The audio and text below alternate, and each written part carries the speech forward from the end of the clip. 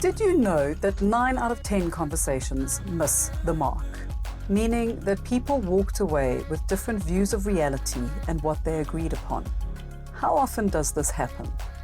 I am L.E.A.R.N. And I am Karen. And together we are the Safety Collaborators.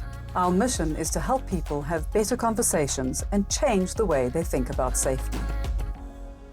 Interesting statistic. How would you like to improve your odds? Because this is actually quite common, this missing the mark in conversations.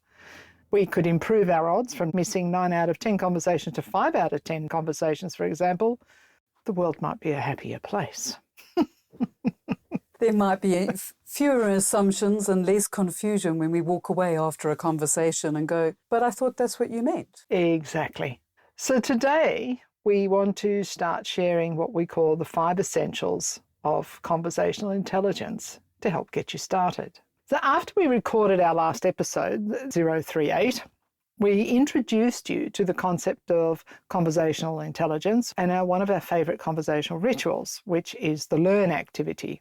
And if you haven't listened to it yet, go back and check it out. You don't have to listen to it in order, but you might find it interesting. So that was episode 38.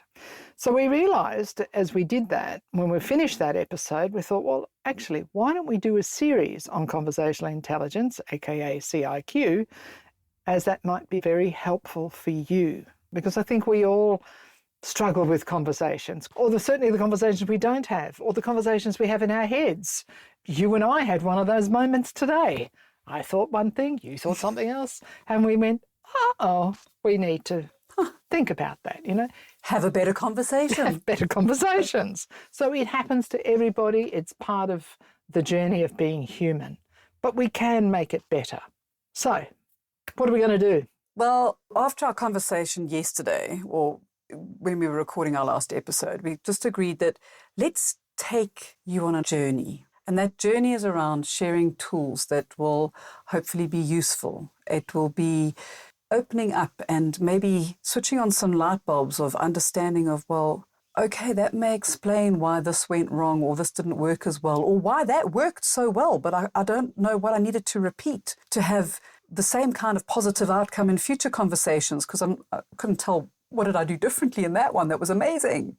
And of course, we would be delighted in between these series to have a conversation with you and see how your teams can improve. So feel free to connect with us at any time at hello@safetycollaborations.com, and let's talk about reducing things like conversational waste, improving the conversations we're having, and increasing that conversational intelligence, that CIQ. But before we move on, I just mentioned conversational waste. And in case you haven't heard that before, or like you're sitting there thinking, well, what is conversational waste? This sounds interesting. We did an episode on this. It was actually one of our original beginning episodes on this journey, episode 7. So feel free to go and listen to that, where you'll get some nice depth as to what is conversational waste. And in summary, it is one of the greatest hidden costs in an organization, because you don't realize just how much time, effort, energy, rework, broken relationships go into a conversation that didn't work well, and that became conversational waste. Poor conversations have a potential to lead to higher incident rates, because you may walk out having an understanding that this is what we're going to do, or you picked up 3 or 4 words but didn't quite understand the whole toolbox talk, and off you go in your own little tangent, and the next thing, things don't work out the way as planned. And what can happen is that you can end up spending a huge amount of valuable time creating processes, procedures, looking at how to reduce incidents or improve performance, when actually improving conversations helps improve performance. It improves psychological safety. It makes our working world and our personal worlds a better and safer place. Well said. I love the term conversational waste. I just think it's something that we should mention in every episode and bring it to people's minds, forefront of their minds. So with that as the primer, let's dive into what we call in the conversational intelligence world the 5 conversational essentials to help you get started. So as we go on this journey, today we're going to cover off the 5 essentials of conversational intelligence. They're not deep diving. We're just going to give you an overview of what each of them are, and hopefully they will trigger some thoughts for you. And if they do trigger some thoughts for you, then do reach out to us. Send us an email, connect with us on LinkedIn, whatever it is, and give us your thoughts on what you're hearing today and over the next few episodes. So the 5 essentials, I often say there's 6 essentials, because the first thing that you actually need to do is being open to influence, be open to change, be curious. I love the old saying, 2 ears and 1 mouth. It's probably really important here, spend more time listening. And listening without judgment. Absolutely. If we open ourselves up, now we're going to talk about, in the next episode, we're actually going to talk about the 3 levels of conversations. There's different levels of conversational types we can have. And we're not talking about the classics that are open, closed, leading, but that's more about questions. But we're actually talking about conversational styles. And in further episodes, we're going to dive a little bit deeper into even the neuroscience of this and what chemical reactions are going on within us when we have these different types of conversations. So when we go down that journey, take you on that journey, these 5 essentials will come up all the time, because across cultures, across race, creed, whatever, this is something that applies to all of us. Doesn't matter where we are in the world. So that's the first step. So being open, which means that you're open to possibilities and having that mindset that, yeah, we can make a difference. I can make a difference in this conversation. And that's a really good place to start. So we'll talk about each of them in a minute, but the 5 essentials are priming for trust, ask questions for which you have no answers, listening to connect, not judge or reject, how to have conversational agility, and then our personal favourite, double clicking. So let's go back to the first one. Let's look at priming for trust. And by the way, this particular one will be an episode all on its own, because there are some key elements to trust. It's a big topic. What are your thoughts, Nils? Especially if we're starting on a base of distrust when we go into a conversation. If there's already been some kind of area of things haven't worked out, or I'm going in going, oh, I don't know if you've got my best interests at heart or what we're going to do. It's really being conscious of that and saying, well, what do I need to grow, or how do I need to prime or adapt the conversation I'm going into, or to have transparency. And transparency doesn't mean that you're just opening up and showing everything, or sharing intellectual property that you can't, or giving away information. No, but it's about being transparent in who you are, and a word that has been used a lot around that is authentic, being authentically you and coming into it. And that then leads into the type of relationship. So what relationship do you have, and how are you building relationships with your work colleagues, with your friends or family, depending on where you're looking at improving conversational intelligence. So those are 2 of the first ones that stand out for me. What would you like to add to that? Well, when we look at the word trust, you might have gathered that we just said transparency, which is the T, and R is the next letter. And then the last 3 are understanding, shared success, and truth-telling. So how do we have shared understanding so that we can have shared success? And part of that is truth-telling. Something you just said, and what came to mind was, it's not about verbal diarrhea, right? It's not about just blurting out anything and everything, but being open, being honest about how we feel, what's going on for us. The more open we are about that, the easier it is to share successes, to understand each other's where we are emotionally. Each of those elements come under this. Now, the Priming for Trust acronym, if you like, as I said, is an episode all in its own. There's a whole worksheet that we can actually share with you on this, that you can do your own self-reflective work if you wanted to on this area. But unless we have some trust between us, whoever the us is, whether it's leader and team, 2 individuals, parent, child, it's very difficult to move forward. So you need to build on that trust and what that means. And you can see where that so strongly links to that first primer of being open to influence. Absolutely. Because if I'm not open to influence and being open to hear what is being said, then trust doesn't really come into it, because you break it because I'm already thinking about what I want to answer before I've even heard what you have to say. Absolutely. When we are operating from a distrustful place, we're actually quite closed off. Our minds shut us down. It's funny, I'm doing it as I'm sitting here. I'm crossing my arms across my chest because I'm trying to protect myself. So whenever I think about if I'm operating from a place of no trust or low trust, then I'm probably got my arms crossed. I'm probably a bit hesitant and a bit reticent in how I communicate. Whereas if I start to move the needle and move towards what we call high trust, then it's easier to be open and be open to opportunities. So the trust is a really important first piece. I mean, you and I use it when we're facilitating. Rules of engagement, priming for trust, they kind of fall into that same category. When you go first out to on site somewhere, the first thing we do is prime for trust. We allow time. It doesn't happen instantly. We have to build relationships. We look for understanding. We observe. We share successes. We sometimes do some truth-telling. So we're trying to build this space where you could say it's psychologically safe to then move to the next level. Asking questions for which you have no answers.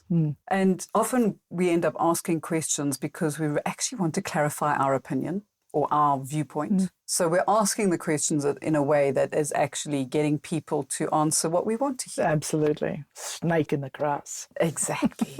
Rather than asking questions that might actually leave us a bit fearful. And my first experience around asking questions for which you have no answers was actually learning to be a facilitator. And I often, when I first started facilitating, I would research whatever it was I was doing to the nth degree because I felt I had to be able to answer every question that any participant could throw. I needed to be the expert in everything. And my amazing mentor, L.E.A.R.N, pulled me aside and she said to me, Nuala, you will never be an expert in everything. And by wanting to be an expert in everything, you are taking away the most fabulous learning opportunities for the people in the room. Because by you answering the questions, you haven't acknowledged that maybe everybody actually has their own answers. And that works across facilitation, across coaching across teams, in your toolbox talk. By you just giving all the information, you actually don't acknowledge what people know, and you don't therefore reward what they know, which means that they will want to give more and learn more and know more. So it was one of the greatest life lessons that I had, and I'm so grateful I had it reasonably soon, was to learn to be comfortable, even if I had the answer, not to give it. Even more challenging for many people. Yes. And say, that's really interesting. I'd love to hear from the rest of the group. Could you tell me more? What are your thoughts around this? And sometimes people will push back and say, we want to hear what you have to say. Absolutely, no problem. But my voice will be the last in the room because yours is far more important. I think just listening to you then, I think there's a really important lesson here for anybody who's leading a team. Something that's come across my world in the last little while, which I talked to you about the other day. Leadership is about facilitating. It really is about facilitation. And a good facilitator is really good at this process by asking questions for which we have no answers. And when I'm coaching one-on-one with people, particularly leaders who say things like, I've got no time. People keep coming into my office. They keep asking me question after question or questions that I've answered before. And I just look at them and say, stop answering it. Such a good point, because if you stop answering, they'll stop asking. What behavior are you rewarding? Absolutely. And I sort of say to them, okay, first of all, stop answering the question, but maybe ask a question that will incite them to have an answer because they know. We, generally speaking, our brains are lazy. We're kind of a bit lazy human beings. If we can find an easy solution to something, which means going to the same person and asking them questions all the time, and they always give me an answer, well, why do I have to go and do any research or use my grey matter? Sounds like how I used to write my history essays, by going and prying it out of my father. Right. These days we have to be careful about ChatGPT. Warning, warning, Hashtag. warning. I love ChatGPT, but do not take it verbatim. Feel free to connect with us on our website, safetycollaborations.com, where you'll find the show notes for this podcast, as well as our past episodes and many other resources. Now, back to the podcast. The next one then, so if we get into the habit of asking questions for which you have no answers, I think the next one is then really important, because the next thing we usually say to people is, now that you've asked the question, zip it, don't say another word. As awkward and as uncomfortable as that can be. The next piece is listening to connect, not judge or reject. How often has any of us, we're all guilty of it, we might ask a question, we start listening, we start formulating an idea in our head where we might be judging what they're saying or already rejecting what the answer is because we think we know it better. Mm-hmm. So if we listen to connect, we want to activate that partnering process and building that. So that's where the priming for trust piece comes in as well. You know, we want to activate partnering with people. It's a really important component to conversational intelligence. What do you think? And part of that is being comfortable in the silence. Yeah. So if we just stayed silent for 10 seconds, people listen, you know, well, for those of you who are listening, will probably be like, okay, what's going on here?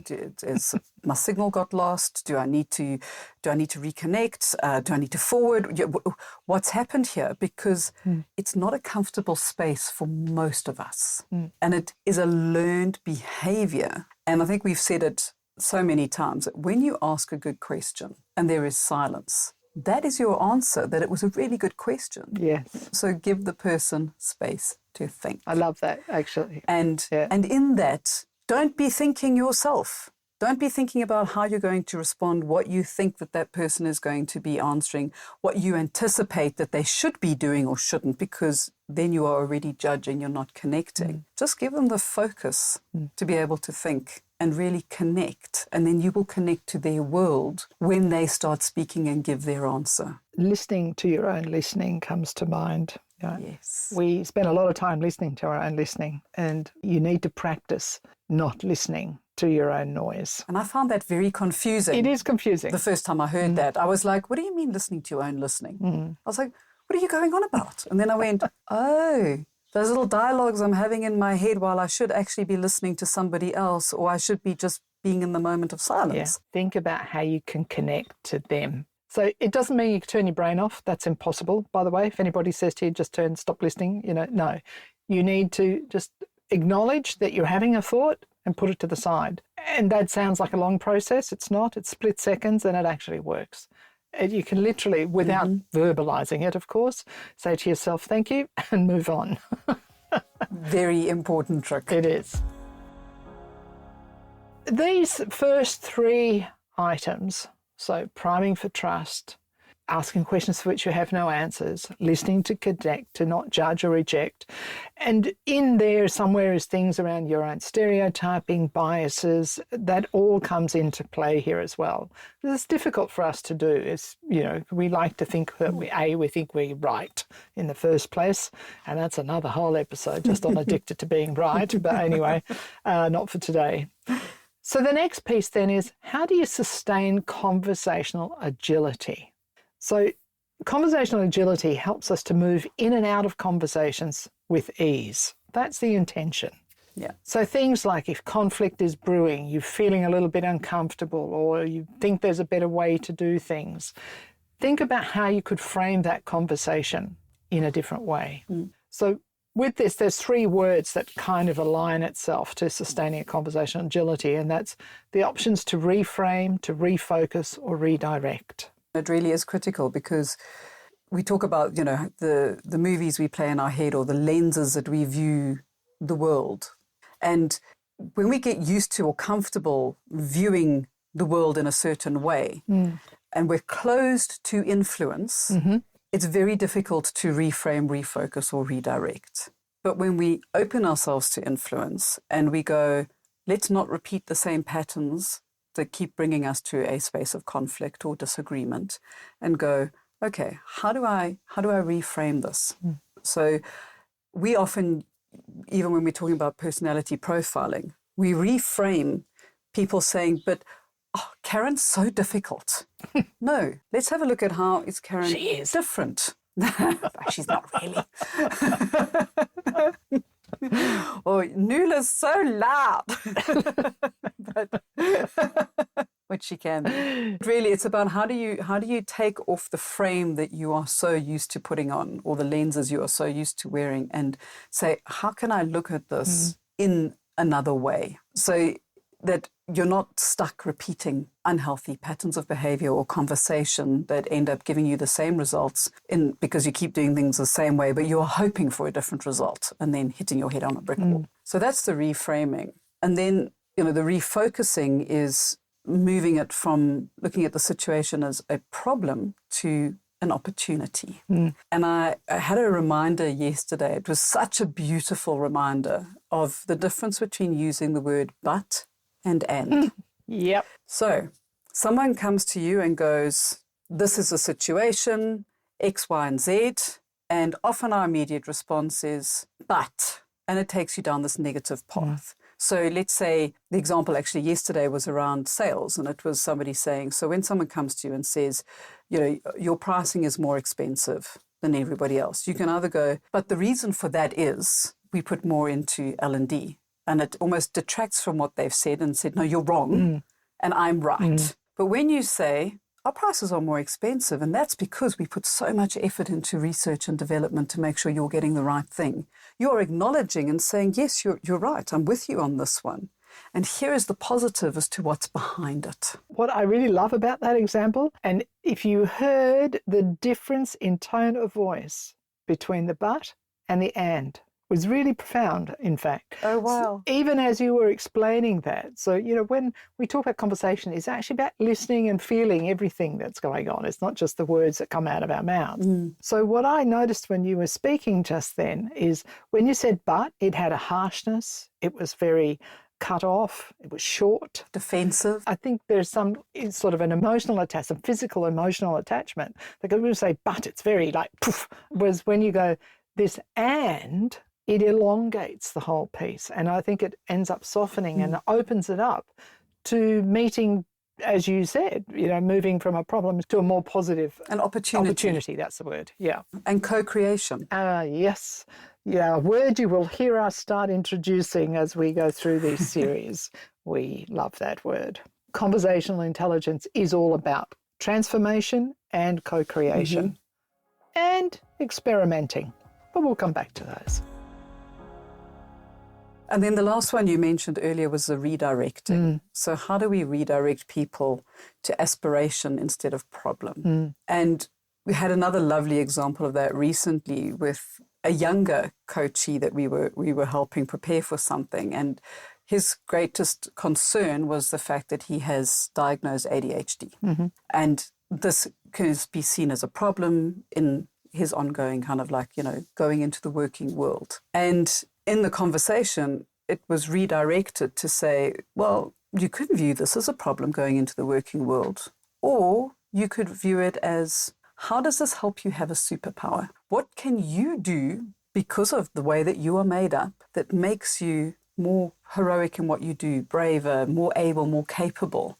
And it was such an incredible, complete shift in energy where he was like, I've got an example of that. We were given this project that you had to take from 2D into a 3D CAD drawing. I was the only one who could do it. Nobody else could visualize it. No one else could actually picture how to do that. And I was the first one who got it done. And I was like, that's awesome. I went, right, so do you have a problem or do you have a superpower? I love that. Yeah. So moving people away from what is negative to what do you aspire to in this conversation? Yes. What do you aspire to become, what do you aspire to achieve? And then we can move into, well, how do we make that happen? And I think last but not least is one of our favourites. And it's worth mentioning here, each one of these is a conversational ability in its own right. You don't need to use all 5 together at any one time. We use double clicking all the time. So when we started this episode today, we said that 9 out of 10 conversations miss the mark. Now, this has been research that Judith did. So Conversational Intelligence is born by Judith E. And she came up with these through her research and work that compiled over 30 plus years of her work. So working with universities and with her work in general, that's where that statistic comes out. So the concept of double clicking actually was born out of that research. And it's a really good tool to use with all of the other essentials and many more that we'll share with you. But Nuala, I know that we've introduced this out on site as a standalone tool. We work in multicultural, multilingual environments. So one of the challenges in those environments is how do you create, let's call it a conversational ritual, that is easy to understand across all of those mediums of challenges, whatever you want to call it. And that's where you introduce double click onto a work site. And that was, sometimes we're embarrassed to say, I don't understand, or I need more information, or I don't know. So you can turn it around and instead of that, explain, so everybody has an understanding. What on earth do we mean by double click for a start? So if you think of literally your mouse, when you're opening a file folder, you double click on it and more information open up beneath that, and maybe there's a few new folders and what have you, and you can keep double clicking until you get to the nugget of the information that you need. And instead of saying, I have no idea what you're talking about, or I'm not really sure I understand, you can ask a question. Can I double click on that? Which is telling the other person, I need more. Or you can ask questions like, when you say we need to do X, Y, and Z, what do you mean by that? Or could you give me some more information? So it's around that opening up deeper levels that when we walk away, we both have the same understanding of what it means to us. And simple things, just words that mean certain things. What does toast mean? Well, toast for me means one slice of bread that you put into a toaster machine that pops up and down and it gets brown on each side and up it pops. In Turkish culture, I have learned that when I ask for toast, I end up with a toasted sandwich, or what I would presume is a toasted sandwich. So when I first ordered toast, I got something that I completely was not expecting. I was like, what is this? Because I made the assumption that it's the same for everybody around the world. And whether it is something as simple as toast, and I mean, I wasn't complaining, I got more than I bargained for. But if it's not more than you bargained for, it can turn into being a nasty surprise. So it's a great way to just pull more until you can walk away with mutual understanding of where we're at. I think there's something else with the actual using the word double click. Now, in a team, we often talk about team rituals, team agreements, and you could use this word, you could call it double click, you could say, can I high five? I mean, you can use whatever you want, but the concept of double clicking is that you can really just say, can I double click on that? And everybody understands what you mean. You don't need to actually add any more to it. Because for some people to say, and in some environments, to say, oh, to my supervisor, I'm sorry, I didn't understand what you said. Actually, they would never do that and therefore would walk away. It can be seen as very disrespectful in certain areas or environments. Exactly.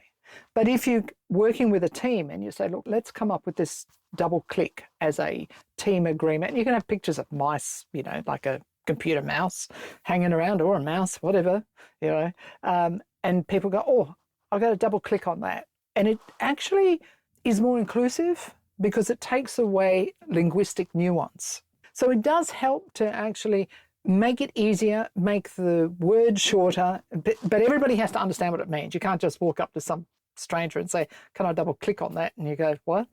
There has to. What, do you want a pen to tick? Yeah, So you do need to have some sort of team agreement. Use it as a conversational ritual, context, so that everybody understands what everybody means when we say, "Can I double click on that?" That's all you need to say, and people will go, "Okay, you need more information." So that's the premise behind the term double clicking, just like a computer mouse working its way through the folders on your machine. Yet again, it brings us back to that first one of being open to influence. Yes. Because it's around a mutual diving deeper and not being stuck on that my version of what it is that we're doing or putting out there is the right version and the only version. But by having that conversation and double clicking and diving deeper, we are both learning and growing and being in a state of discovery rather than in a state of a fixed mindset. Yep. So being inquisitive, being curious, wanting to know where the other person is coming from, and that brings in a whole lot of other positives, like showing you care, building on that psychological safety. So there's so many positive spin-offs to 5 little things, actually, that seem quite little, but have They're not a potentially exponential impact. Yeah. First and foremost, being open to influence, priming for trust, asking questions for which you have no answers, listening to connect, not judge or reject, sustaining conversational agility, and finally, double-clicking. This is just the beginning of our CIQ series. Our intention is to give you some tools that can help guide you on your conversational intelligence journey. We also know it's not easy. We are certified CIQ coaches and would love to help. We have some tools that we can actually measure conversational patterns. And in fact, one of my favorite tools for one-on-one leadership coaching is something called Conversational Intelligence Catalyst. And we'll continue to mention this one because it can make an enormous difference. I think what it really does is makes the invisible visible in our conversations because we all have blind spots. So do visit the show notes for more details on the 5 essentials, and we will put a simple download for you as a reminder that you can use. Thanks for joining us today. We love these conversations that matter, and connect with us please on safetycollaborations.com. Do leave us a message. Let us know if this is something that's interesting to you and you want to know more of, because we can really dive deep into this. We can do some sessions on neuroscience, on other tools that we can share with you that could make an enormous difference to you and your team. Follow us on LinkedIn. And please, as always, if you share this podcast, we will be forever grateful. And till next week, stay safe and stay well.